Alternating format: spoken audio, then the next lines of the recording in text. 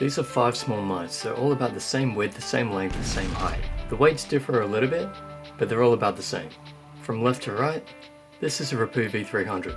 It's got extremely comfortable grooves in the buttons, and it's got an extra button on the side here. The Razer Abyssus 2014 is a no-frills mouse. The Logitech G303 has the best sensor that you'll find in any mouse.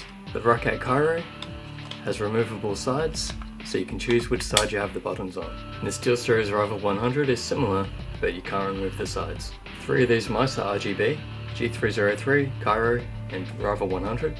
They all have side buttons except the Abyssus. However, you can make the Roccat Kiro have no buttons as well. Each of these has some kind of issue. There's no such thing as a perfect mouse. So what I'm going to try to do in this video is explain the good and bad points of each mouse and a lot of their features so you can decide which one is going to be right for you.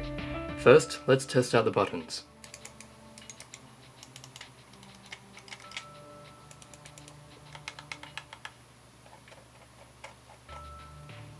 Overall, the V300 has really nice buttons. They're some of the most comfortable as far as I'm concerned. The wheel doesn't have a lot of tactile feedback, but there is enough there while remaining quiet. Next is the Abyssus.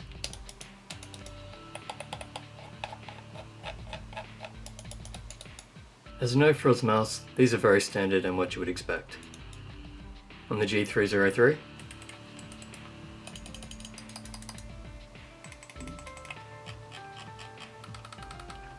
these are top-rated buttons because they are very quick, although I did some click testing and they were about the same. However, just the tactile feel on these is pretty up there. Same goes for the mouse wheel. While I don't like large scrolls, a lot of people do.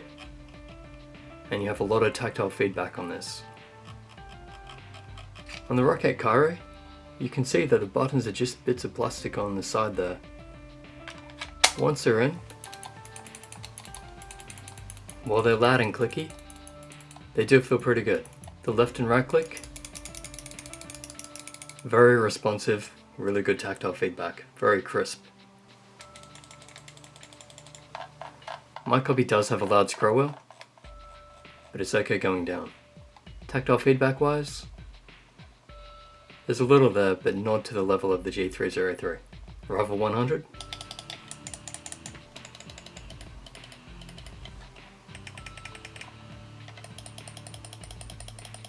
These buttons are quite loud, and I must say the left and right click feel a bit spongy compared to the other ones.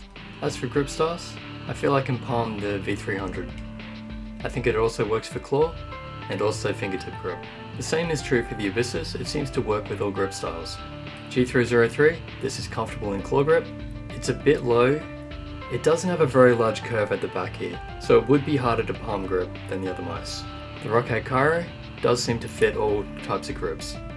It's a very, very safe shape. And the Razer 100, I think it feels comfortable in claw and fingertip, but strangely because of the curvature of the shape, it differs just enough from the Roccat Kiro to not feel as comfortable in palm grip. Now for weights. These aren't going to be the exact weights because there is some cable involved here. But with this test, the Abyssus is 82 grams. The G303 is 92. The Razer 100 is 91. The V300 is 99. And the Roccat Kiro is 101. So these two mice are the heaviest. But what is actually heaviest and what feels heaviest are two different things.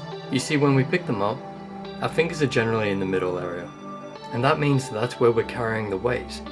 If we put all the weight in the middle, it would be right where our fingers are, so we'd be using all our strength for that. But this is the power of leverage. If you put all the weight in the back, it's then being dragged from behind. The Roccat Kiro is a good example of this because it feels heavier than it should be. Even though it's about the same weight as the V300, it actually feels a lot heavier.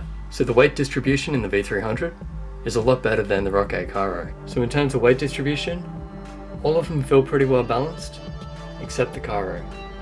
But some people do prefer a heavier mouse, and that's why the Kiro may suit a lot of people still. By the way, if you are finding this video helpful, please hit the thumbs up for me because it does help the video come up in search results better. Now for liftoff distance, the Razer 100 can still track when there's one DVD underneath it, so that's about 1.2 millimeters. But it can't track 2, so I'm guessing it's between 1.2 and maybe 1.6. It's a pretty low liftoff distance. The Roccat Kiro is the only one that you can adjust in the software. You can go low, which doesn't even track on a DVD, medium, which can track on one DVD, or high, which can track on two. The Rapoo V300 has a really high liftoff distance. You can put 3 DVDs under here, and it'll still track.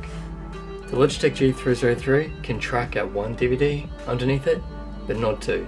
The Abyssus uses the Razer Synapse software, and there isn't too much customization available in here. So you can configure sensitivity stages, although that doesn't come into use much without a DPI button on the mouse, but it does allow you to set your DPI between 100 and 3500 in increments of 100. You can add acceleration and alter the polling rate. In lighting, you can either have off or on, and this is showing just how much of a no-frills mouse this is.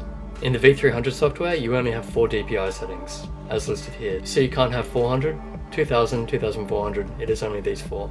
3 polling rates, and it gives you some LED control. One advantage you do have with the V300 is this option here called Trigger.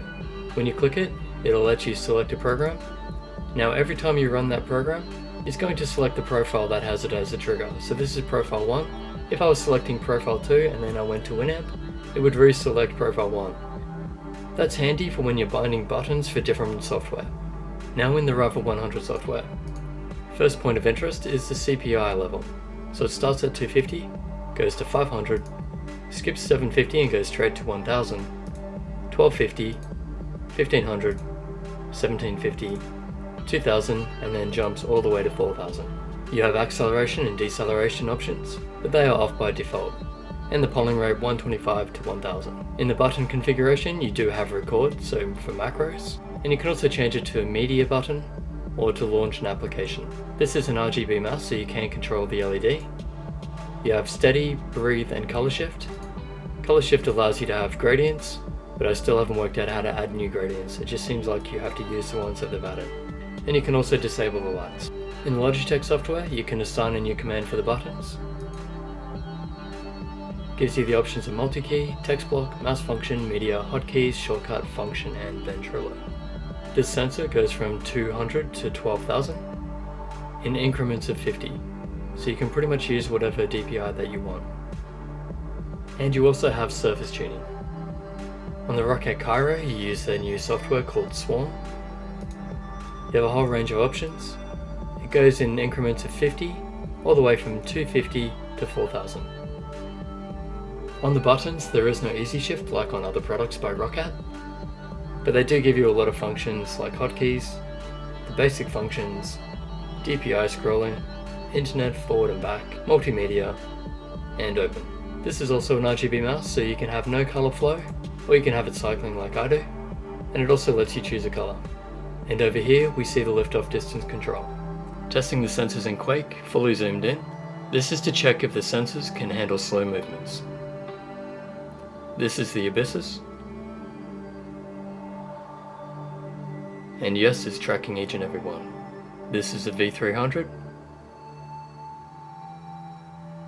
And while the sensor quality doesn't seem as good in this regard, it still tracks all the movements. The G303 handles these moves perfectly. The Roccat Kiro can also handle them, and so does the Razer 100. Now moving on to the rocket jump test, I've had issues with the Razer Abyssus spinning out on me. I don't know if I can get it to do it on this Roccat Taito pad, but on the Razer Goliathus it definitely happens a lot. So you can see here that it performs well on this surface. I've only had it spin out on me once. Still, it's something to be aware of with the Abyssus.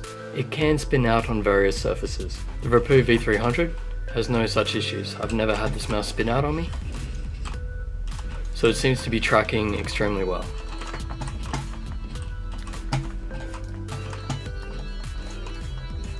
And of course the sensor in the G303 is flawless. Moving on to the Razer 100. I've done a lot of testing with this mouse also, and I haven't been able to make the sensor spin out. And lastly, the Roccat Kiro, same result.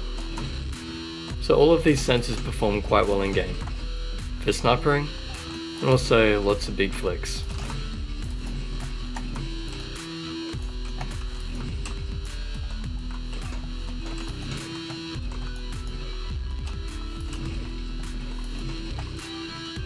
Moving on to the line test, where it allows me to test the jitter and a sensor. All of them perform quite well, but the Rapoo V300 does have a very slight jitter to it. So those are the details, and it might be a bit hard to process because there's a lot of information. So I'll try to give it a conclusion, which will be a personal opinion, that I hope you'll be able to apply somehow for what you want. If you're looking at the Razer Abyssus, it's a no-frills mouse that's a very safe shape, everything works well enough including the mouse wheel with tactile feedback, and the cable is loose and easy to deal with. Other than its inability to track on the Razer Goliath's speed version, the black edition, it's a very solid mouse. If you're looking at a mouse with an extra button, it just has that solid build with some really nice, very comfortable buttons with the grooves in them, then the Rapoo V300 is the wildcard that you should probably look at. It does have some problems, the sensor isn't perfect but it's good enough. The cable, while braided, is actually harsh and not very smooth, and as you can see, it holds its shape. So it does cause a little bit of hassle. Still, out of all of these, this is actually my mouse of choice. There is something very special about it, and I love using it. If you want the mouse with the best sensor, the G303 is the one. You have the extra buttons, DPI switch and sides, the tactile feedback on the scroll wheel, really fast clicking buttons, and a really nice braided smooth cable that's no hassle at all. The only real problems with this mouse are the diamond shape and the fact that a lot of them have sensor rattle. I'll be returning mine, hoping the next copy won't have that. If you want a very safe shape with a good feeling mouse and a decent size, the SteelSeries Rival 100 is a good choice. The problems I see with this mouse?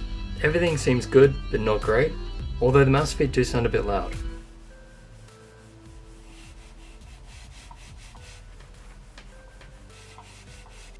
It actually sounds like the plastic is rubbing on the pad, so I might try to put mouse feet along here sometime and see if that fixes it. Now, if you're a left-handed person or you just don't like the side buttons, your two choices are obviously the Razer Abyssus and the Roccat Kiro.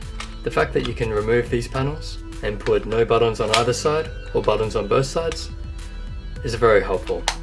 The only real problem with this mouse is the fact that it's so weighted in the back, but if you like extra weight, this could be a great option for you. So all of these mice are good choices in their own right.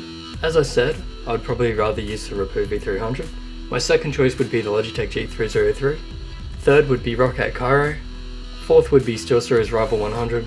And fifth, the Razer Abyssus, because I like having side buttons and it had issues tracking on the Razer Goliaths. Otherwise, I'd be happy to use all of these mice full time. So they're all about the same price. If you are trying to get a budget mouse and you think you'd like the G303, try the G302. It's still a great mouse. I used it for 9 months and that's down to $34 at the moment. But otherwise, price isn't going to be a big deal with these mice because they're too close together. It's really going to be about what's going to suit you. If you have any comments or questions, just leave them below. I'll get back to you as soon as possible. If you'd like to see more videos like this, then please subscribe because it does help me grow the channel. You'll find Amazon links for all of these mice in the description. I'll leave it below for you. And again, please hit the like button for me. So thanks for watching. I'll catch you in the next video.